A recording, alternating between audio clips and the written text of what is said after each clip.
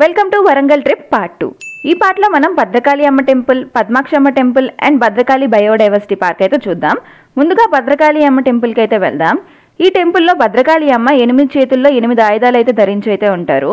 భద్రకాళి అమ్మని కాకతీయులు కులదేవతగా పూజించేవారంట. ఈ టెంపుల్ని పులికేశిటు నిర్మించారు.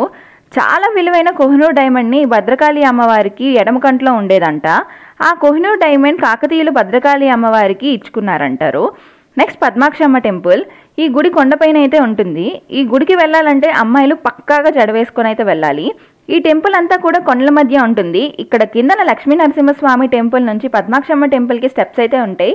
చాలా బాగుంటుంది టెంపుల్, సో మిస్ అవ్వకండి. Next Bhadrakali biodiversity park. Bhadrakali bundle అని కూడా అంటారు. ఇది ఇంకా కడుతున్నారు. ఈ మూడిటి మధ్యలో చెరువు అయితే ఉంటుంది. అది కూడా ప్రెసెంట్ ఏదో పనులు జరుగుతున్నాయి. బట్ ఈ పార్క్ ఈవినింగ్ టైంలో బాగుంటుంది. ఈ మూడు కూడా 1 to 3 కిలోమీటర్స్ డిస్టెన్స్లోనే ఉంటాయి. వేరంగా ఫినిష్ చేసుకోవచ్చు.